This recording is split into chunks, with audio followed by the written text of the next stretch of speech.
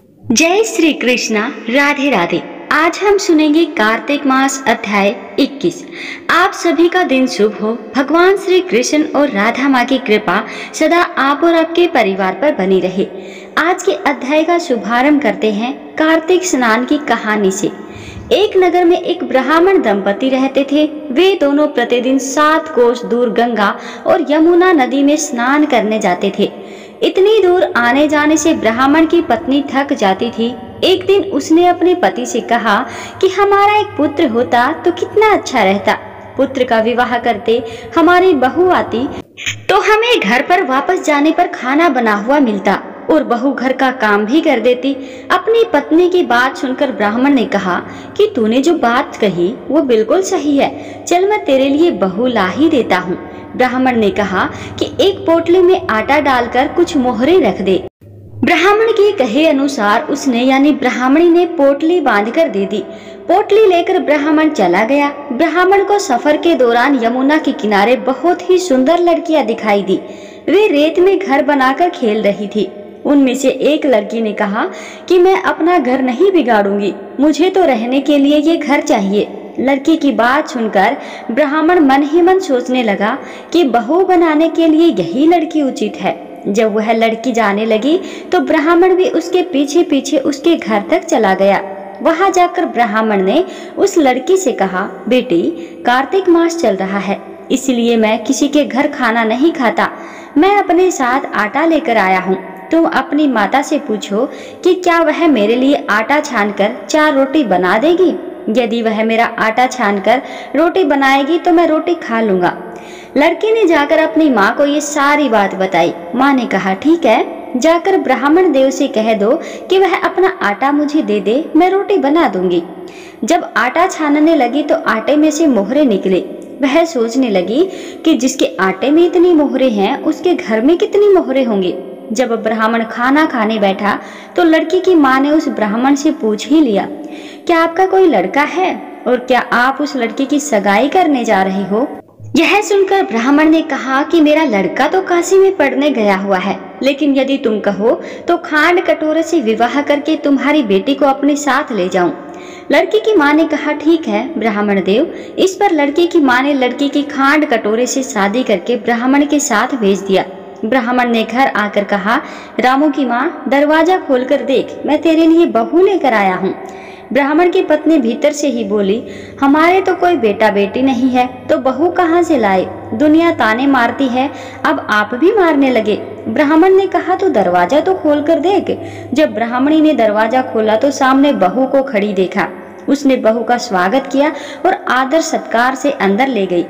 अब जब ब्राह्मण अपनी पत्नी के साथ नदी स्नान करने जाता तो पीछे से बहू घर का सारा काम करके और खाना बनाकर रखती थी। वह उनके कपड़े धोती, रात को हाथ पैर भी दबाती थी। इस तरह बहुत दिन बीत गए। ब्राह्मणी ने अपनी बहू से कहा कि बहू, कभी भी चूल्हे की आग मत बुझने देना और मटके का पानी खत्म मत होने देना। परंतु एक दिन चूल्हे की आग बुझ गई। यह देखकर बहू घबरा गई और भागी भागी अपने पड़ोसन के पास गई और कहा कि मेरे चूल्हे की आग बुझ गई है, मुझे थोड़ी आग चाहिए। मेरे सास ससुर सुबह 5 बजे से गए हुए हैं, वह थके हुए घर आएंगे, इसीलिए मुझे उनके लिए खाना बनाना है। यह सुनकर पड़ोसन ने कहा कि तू तो बावली है, तुझे यह दोनों मिलकर पागल बना रही है। इनके कोई पुत्र ही नहीं है, ये निसंतान है। बहू ने कहा, नहीं ऐसा मत बोलो, इनका बेटा तो काशी में पढ़ने गया हुआ है। इस पर पड़ोसन ने कहा कि यह तुझे झूठ बोलकर लाए हैं, मेरी बात सच मान, इनके कोई बेटा नहीं है। अब बहू पड़ोसन की बातों में आ गई और कहने लगी कि अब आप ही बताओ कि मैं क्या करूं। पड़ोसन ने कहा कि करना क्या है, जब तुम्हारे सास ससुर आए तो जली हुई रोटियां बनाकर देना और बिना नमक की दाल बनाकर देना। खीर की कड़छी दाल में, दाल की कड़छी खीर में डाल देना। पड़ोसन ने उसे अच्छे से सिखा पढ़ा दिया। फिर जब उसके सास ससुर घर आए तो उसने न तो उनका आदर सत्कार किया, ना ही उनके कपड़े धोए। जब उसने सास ससुर को खाना दिया तो सास बोली, बहू आज यह रोटियां जली हुई क्यों हैं और दाल भी पक्की नहीं है। तब बहू ने पलटकर कहा कि एक दिन ऐसा खाना खा लोगे तो कुछ बिगड़ नहीं जाएगा तुम्हारा। सास ससुर को खरी खोटी सुनाकर वह फिर से पड़ोसन के पास गई और बोली कि अब आगे क्या करना है। पड़ोसन ने कहा कि अब तुम सातों कोठों की चाबी मांग लेना। अगले दिन जब स्नान करने के लिए जाने लगे तो बहू अड़ गई कि मुझे तो सातों कोठों की चाबी चाहिए। तब ससुर ने कहा कि इसे चाबी दे दो। तब सास ने बहू को चाबी दे दी। सास ससुर के जाने के बाद जब बहू ने दरवाजे खोले तो देखा कि किसी में अन्न भरा है, किसी में धन भरा है और किसी कोठे में बर्तन पड़े हैं। जब उसने सबसे ऊपर का सातवां कोठा खोला तो देखा कि शिव जी, पार्वती माता, गणेश जी, लक्ष्मी माता जी, पीपल पथवारी, कार्तिक के ठाकुर, राय दामोदर, तुलसी का बिड़वा, गंगा यमुना और 33 कोटि देवी देवता विराजमान है। वहीं पर एक लड़का चंदन की चौकी पर बैठा माला जप रहा है। यह सब देखकर उसने लड़के से पूछा कि तुम कौन हो? तब लड़का बोला, मैं तेरा पति हूँ, अभी दरवाजा बंद कर दे। जब मेरे माता पिता आएंगे तब ही दरवाजा खोलना। यह सब देखकर बहू बहुत ही खुश हुई और 16 श्रृंगार करके सुंदर वस्त्र पहनकर अपने सास ससुर का इंतजार करने लगी। उसने अपने सास ससुर के लिए अच्छे अच्छे पकवान बनाए। जब उसके सास ससुर घर पर आए तो उसने उनका बहुत ही आदर सत्कार किया और प्रेम पूर्वक खाना खिलाया। बहू हाथ पैर दबाने लगी। पैर दबाते दबाते बहू ने कहा कि माँ, आप इतनी दूर गंगा यमुना स्नान करने के लिए जाती हो तो आप थक जाती हो, इसीलिए आप घर पर ही स्नान क्यों नहीं करती हो? यह सुनकर सास कहने लगी कि बेटी, गंगा यमुना घर पर तो नहीं बहती है। तब उसने कहा, हाँ माँ जी, बहती है, चलो मैं आपको दिखाती हूँ। जब बहू ने सातवां कोठा खोलकर दिखाया तो उसमें शिव जी, पार्वती, गणेश जी, लक्ष्मी जी, पीपल पथवारी, कार्तिक के ठाकुर, राय दामोदर, तुलसी जी का बिड़वा, गंगा यमुना बह रही है और 33 कोटि देवी देवता विराजमान है। वहीं चौकी पर बैठा एक लड़का माला जप रहा है। माँ ने उसे देखकर कहा कि बेटा, तू कौन है? लड़का बोला, माँ, मैं तेरा बेटा हूँ। तब ब्राह्मणी ने पूछा कि तू कहाँ से आया है? लड़के ने जवाब दिया कि मुझे कार्तिक देव ने भेजा है। माँ ने कहा, बेटा, यह संसार कैसे मानेगा कि तू मेरा बेटा है? माँ ने कुछ विद्वान पंडितों से मदद मांगी। पंडितों ने कहा, इस पार बहू बेटा खड़े हो जाएं और उस पार माँ खड़ी हो जाए। माँ चमड़े की अंगिया पहनी हो और छाती में से दूध की धार निकलकर बेटे की दाढ़ी मूछ भीगे और पवन पानी से गठजोड़ा बंधे, तब मानेंगे कि यह इस माँ का ही बेटा है। उसने ऐसा ही किया। चमड़े की अंगिया फट गई और छाती में से दूध की धार निकलकर बेटे की दाढ़ी मूछ भीग गई। पवन पानी से बहू बेटे का गठजोड़ा बन गया। यह देखकर ब्राह्मण और उसकी पत्नी की खुशी का ठिकाना न रहा। तो यह थी कार्तिक मास की कथा। हे कार्तिक के ठाकुर, जैसे ब्राह्मण और ब्राह्मणी को बेटा बहू दिया, वैसे सबको देना। कार्तिक मास की कथा कहने, सुनने और हुंकारा भरने वाले सब पर कृपा करना। आइए अब सुनते हैं कार्तिक स्नान की दूसरी कथा। कार्तिक मास में पीपल पथवारी की कहानी कही और सुनी जाती है। स्नान और पूजा करने के बाद पीपल पथवारी की कथा या पीपल पथवारी की कथा सुनने के अपार पुण्य मिलता है। कार्तिक मास में स्नान, ध्यान और पूजा पाठ का विशेष महत्व होता है। आज कार्तिक मास का दूसरा दिन है। कार्तिक के दिन इस कथा को सुनने से सभी पापों का नाश होता है और भगवान विष्णु की कृपा प्राप्त होती है। किसी गांव में एक गुजरी रहा करती थी। वो दूध दही बेचकर अपने परिवार का पालन पोषण करती थी। एक दिन उसने अपनी बहू को बुलाकर कहा कि बहू, तू जा और यह दूध दही बेच कर आ। बहू दूध दही बेचने गई तो रास्ते में उसने देखा कि कार्तिक मास में औरतें पीपल सींचने आई हुई हैं। तो उन्होंने देखकर वो बैठ गई और औरतों से पूछने लगी कि तुम ये क्या कर रही हो? औरतों ने कहा कि हम पीपल महादेव की पथवारी सींच रही हैं। बहू ने फिर पूछा कि अच्छा, ऐसा करने से क्या होता है? तब औरतों ने बताया कि ऐसा करने से अन्न धन की प्राप्ति होती है। अगर किसी का पति वर्षों से बिछड़ा हुआ है तब वह मिल जाता है।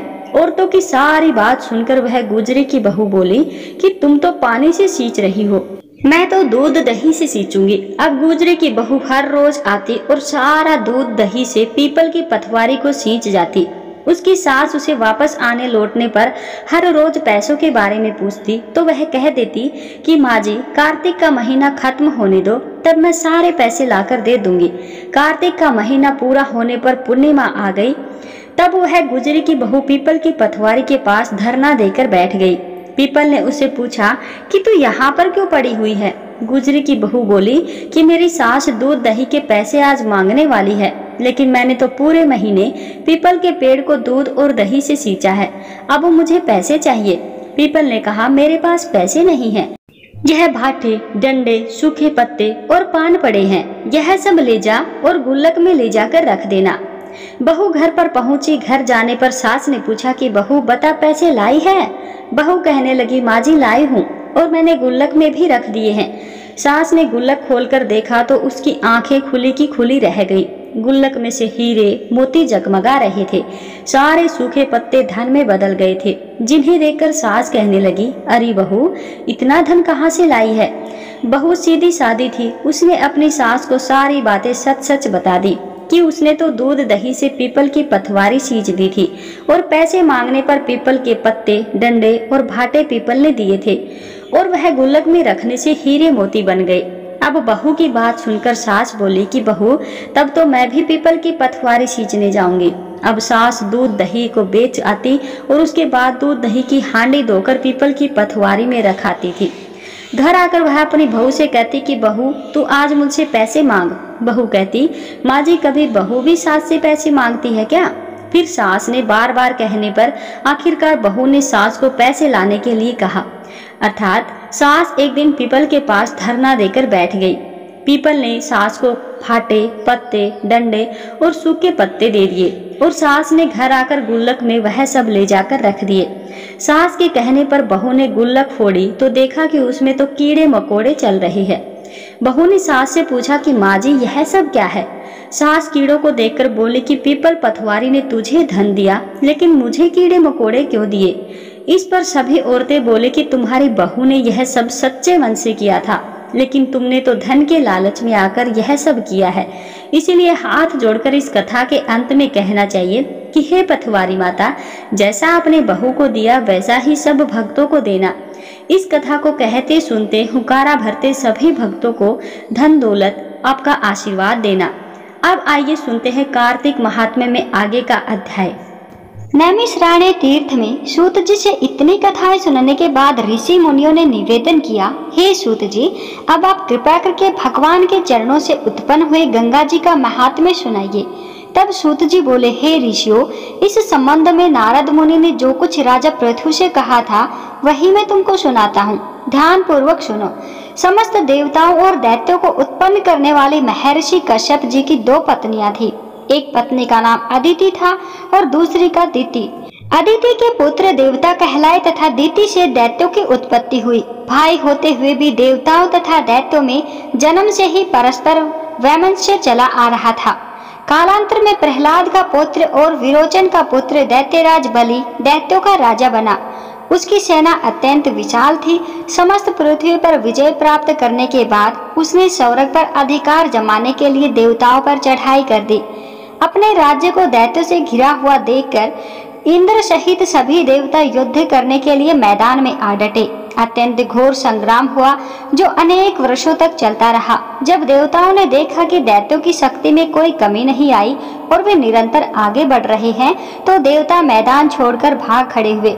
इस प्रकार दैत्यों ने स्वर्ग पर अधिकार कर लिया और बलि स्वयं इंद्रासन पर बैठकर शासन करने लगा। अब तो यज्ञ की हवि भी देवताओं के स्थान पर दैत्यराज बलि और अन्य दैत्य ग्रहण करने लगे। अपने पुत्रों अर्थात देवों को दुखी और आश्रयहीन देखकर अदिति देवताओं की जय तथा दैत्यों की पराजय के निमित्त तपस्या करने के लिए हिमालय पर्वत पर चली गई। वहां कुछ साल तक फलाहार, कुछ काल सूखे पत्ते तथा कुछ काल केवल पवन का आहार करती रही। फिर पैर के पंजों पर खड़ी होकर भगवान का तप करने लगी। इस प्रकार अदिति ने 1000 वर्ष तक उग्र तप किया। दिति के पुत्र मायावी राक्षस इस घोर तप से चिंतित होकर राक्षसी माया द्वारा देवताओं का रूप धारण करके अदिति के पास आकर बोले, हे माता, हमारे लिए आप इतना घोर तप क्यों कर रही हैं? आत्मघात करना सभी शास्त्रों में पाप बताया गया है। हम आपका यह दुख सहन नहीं कर सकते। कोई भी पुत्र माता के विमुख नहीं हो सकता और न माता को दुखी देखकर सुखी रह सकता। हे माता जी, शास्त्रों का कथन है कि जिसके घर में कल्याणकारिणी माता नहीं तथा प्रिय बोलने वाली पतिव्रता स्त्री नहीं, उसका जीवन निरर्थक है। अतः आप अपना तप छोड़कर हमारे साथ चलिए और हम पुत्रों को सुखी कीजिए। मायावी दैत्यों के इस प्रकार कहने पर भी अदिति समाधि से विचलित न हुई। तब उन्होंने अदिति को मार डालने का निश्चय किया। इस कुकृत्य के लिए दैत्यों ने उस वन में आग लगा दी जिसमें अदिति तप कर रही थी। भगवान की कृपा से उस अग्नि द्वारा अदिति तो किसी प्रकार की हानि नहीं पहुंची और उन्हें इस अग्नि का पता तक नहीं चला। भगवान का सुदर्शन चक्र अदिति की रक्षा करता रहा और सभी दैत्य स्वयं ही उस अग्नि में जलकर भस्म हो गए। इस प्रकार देवताओं का फिर से स्वर्ग पर अधिकार हो गया।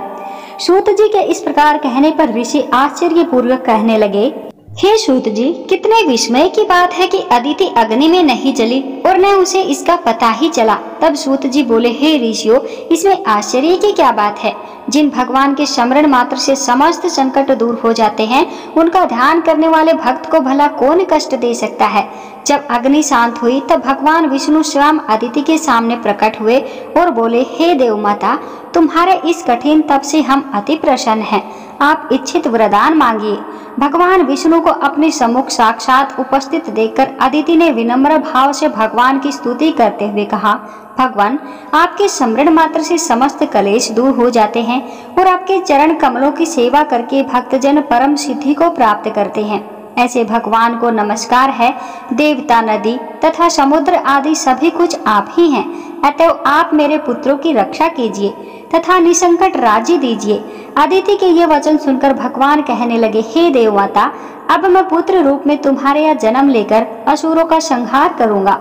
इतना कहकर अपने कंठ की माला अदिति को देकर भगवान अंतर्ध्यान हो गए। इसके पश्चात देव माता अदिति अपने आश्रम में चली गई। यथा समय अदिति ने हजारों सूर्यों के समान तेज छवि, कमल नयन, शंख, चक्र, गदा, पद्य, कमंडल तथा पीतांबरधारी मुनियों द्वारा स्तुति किए जाने योग्य, भक्तों के प्रिय और दुष्टों के संहार करता वामन भगवान को पुत्र रूप में जन्म दिया। वामन भगवान को अपने आश्रम में देखकर कश्यप आदि ऋषियों ने भगवान की स्तुति की। तब वामन भगवान कश्यप जी से बोले, हे पिताश्री, हम प्रसन्न हैं, आपके समस्त मनोरथ पूर्ण हो। हमने अब तक 2 बार आपके घर में जन्म लिया है और आगे भी जन्म लेंगे।